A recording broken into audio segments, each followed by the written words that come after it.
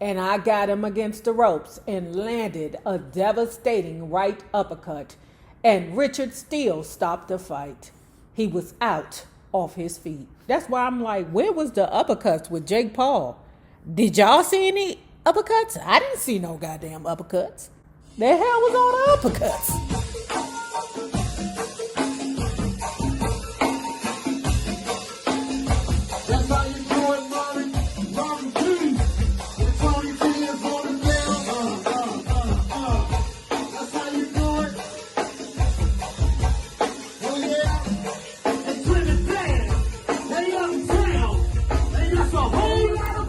So I really do hope that everybody had a beautiful Thanksgiving. I did. I worked the book club, but other than that, I had a really good Thanksgiving. I got a couple of things that I am thankful for. Okay, some truths came out and a lot of questions were answered in regards to my life. But anyway, hello there, love bugs. Hello there, Bellas. If you have not already done so, please remember to like, share, subscribe, and tip your favorite narrator via Cash App at $NAROB on YouTube. Please don't forget me for Christmas, y'all. I'm very fortunate that I'm still able to make money through YouTube, but I don't always get let's say a decent check, okay? For at least for the amount of work that I put in with these books. And if you are not already a part of this book club, please hit the Patreon link below and or the join button here on the YouTube. And for a small monthly fee of $5, you babies, yes, you can be privy to all the shenanigans before the YouTube gets it, if the YouTube gets it. Now, let's continue reading Mikey Tyson.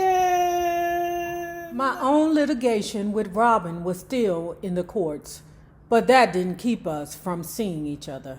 Whenever I was in LA, I'd stop by for a booty call. I once drove up to her house in my Lamborghini. Pause. You not about to divorce me and still get the Pustanka. That's not gonna happen. If that is the situation, then Robin Givens girl, Dragon Lady girl, I really hope that you turn that relationship into some transactional functions, because I'm not about to let you take away all my glitz and glitter and still come past and get the Pustanka. That's not about to happen. Whenever I was in LA, I'd stop by for a booty call. I once drove up to her house in my Lamborghini. I knocked on the door and there was no one there. That was odd. So I went back to my car when I spotted Robin pulling up in her nice white BMW convertible. I should have recognized it. I bought the mother Hunching. Great, I could still get my quickie in, I thought. But then I spotted a white silhouette with flowing blonde hair in the passenger seat. Shiz, it was probably one of her girlfriends from head of the class. But I looked closer and saw that it was a dude. They pulled up and got out of the car, and I saw that the guy was Brad Pitt. That Brad Pitt then wasn't the Brad Pitt now. Like the older Brad Pitt guy, I'm telling you, baby.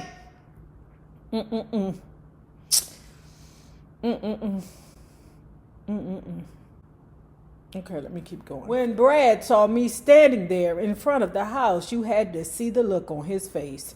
He looked like he was ready to receive his last rites.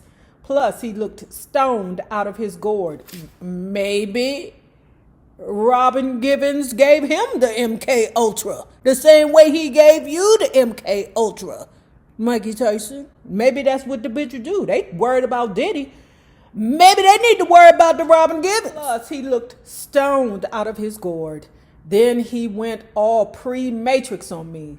Dude, don't strike me. Don't strike me. We were just going over some lines. She was talking about you the whole time. Please, Michael, please. Michael, I don't do anything.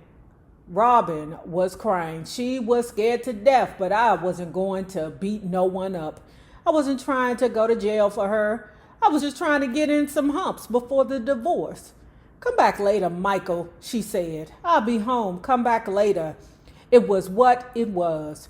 Brad beat me to the punch that day, so I went back the next day. That wasn't the last time I saw Robin. While I was training for the Bruno fight, Robin was shooting some B-movie up in Vancouver. She kept calling me for help, saying she was being stalked.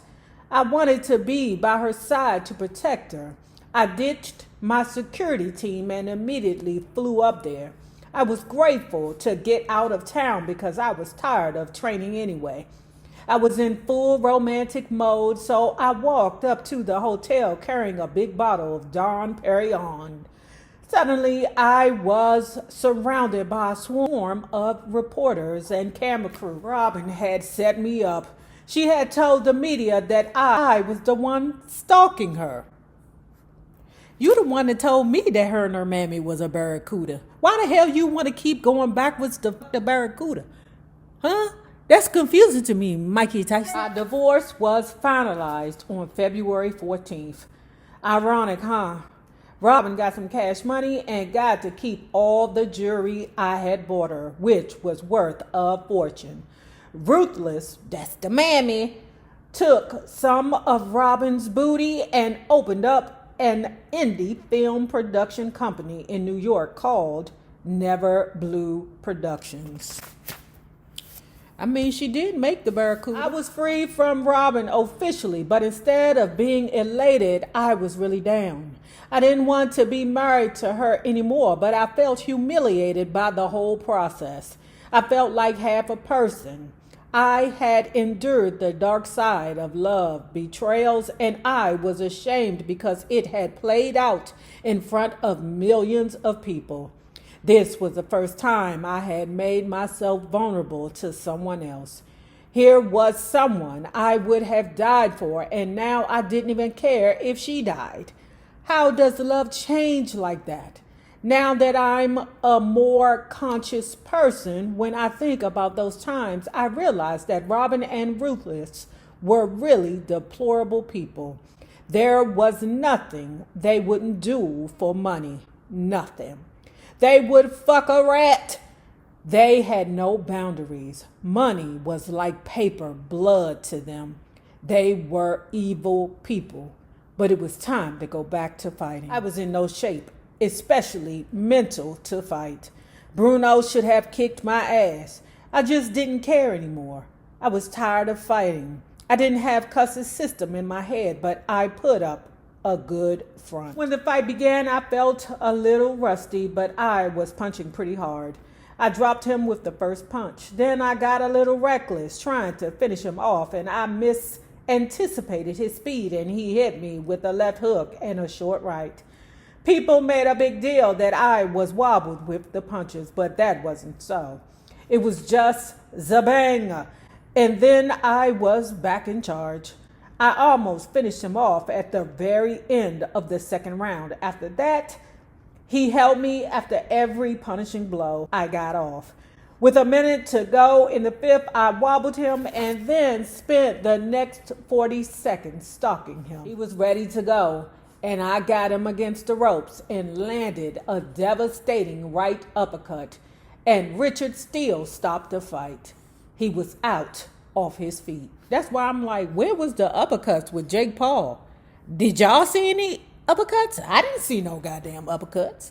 The hell was all the uppercuts? My next fight was against Carl the Truth Williams. He was a 12-1 underdog, and I didn't think he posed any real threat to me.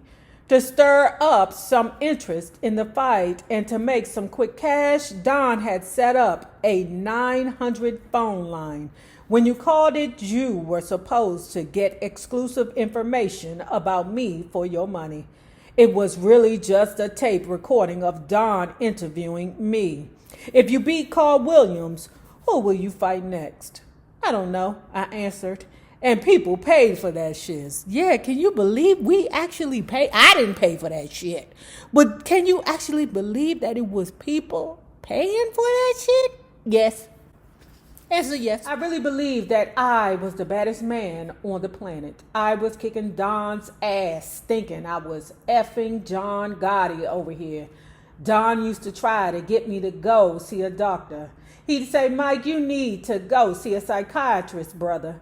Something ain't right here. He actually got me to see Dr. Alvin Poussant, Bill Cosby's guy, a distinguished professor of psychiatry at Harvard Medical School. Poussant asked me what my problem was, and I started saying crazy shit to him. Fuck it. I don't care about living and dying. I don't give a F. When I think about all the horrific things that Don has done to me over the years, I still feel like murking him. He's such a liar and betrayer. He's not a tough guy. He's never been a tough guy. All the tough guy things he's done have been through him paying someone to do it for him. I mean, well, hell, ain't he the Diddy?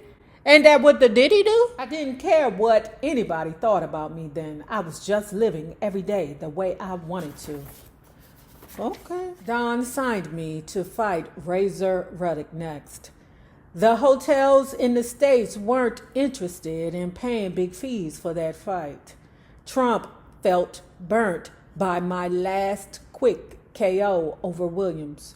So King found some guys in Edmonton, Canada to pay a $2.6 million site fee. We were scheduled to fight on November 18th.